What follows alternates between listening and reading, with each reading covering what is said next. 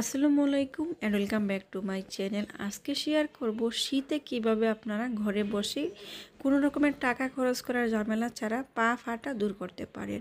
শীত আসলেই আমার পা ফেটে একদমই ঠিক ভিডিওতে যেমনটা দেখছেন এরকম হয়ে যায়, পা রুক্ষ শুষ্ক হয়ে যায়। এটা হয়তো অনেকেরই সমস্যা, ছেলে মেয়ে সবারই কিন্তু পা ফাটে, তবে আমাদের মেয়েদেরই বেশি কিন্তু পা ফেটে পা থেকে এরকম চামড়া উঠতে শুরু হয়।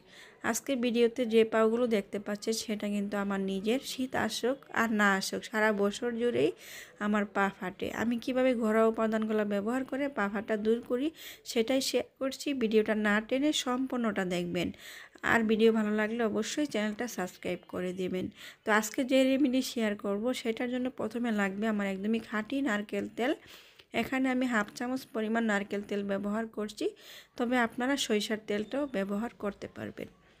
এখানে নারকেল তেলের সাথে যে উপাদানগুলো অ্যাড করতে হবে সেগুলো কিন্তু কোনোটাই মিস করবেন না। এখানে দিয়ে দিচ্ছি হাফ টেবিল চামচ পরিমাণ গ্লিসারিন।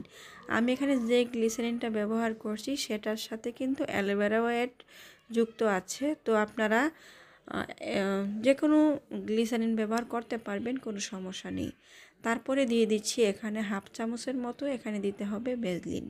ভ্যাসলিন কিন্তু আমাদের শীত আসলে সবার বাসায় একটা করে থাকবেই, এটা না দিলে যেন হয়ই না।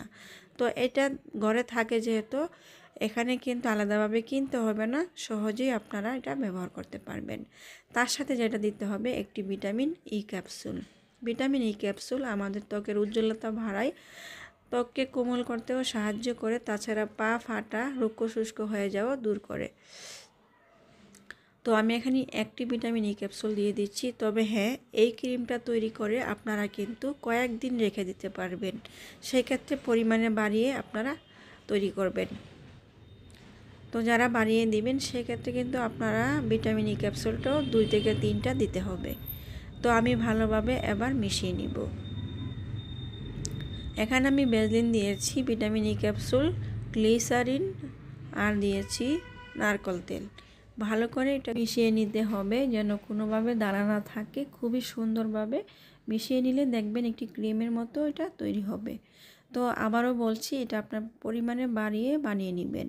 এটা 15 দিন রেখেও আপনারা ব্যবহার করতে পারবেন, হাতে পায়ে এটা ব্যবহার করা যাবে। তো একটু ভালো করে মিশিয়ে নিতে হবে।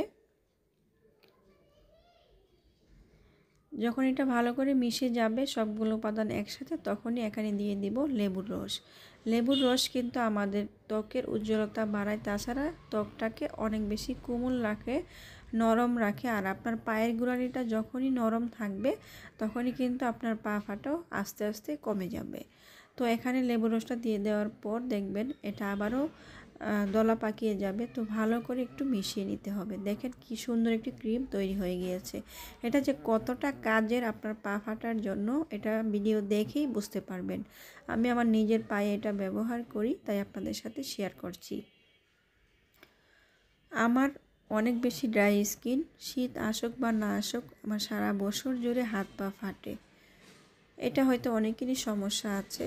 দেখেন আমার পায়ের অবস্থা। প্রথমে আমি গরম পানিতে সামান্য শ্যাম্পু আর লেবুর রস দিয়ে পাগুলোরে একটু ভালো করে ভিজিয়ে রেখে পরিষ্কার করে নিয়েছি। তারপরে দেখতে পাচ্ছেন পা থেকে কীরকম চামড়া উঠতেছে মনে হচ্ছে না?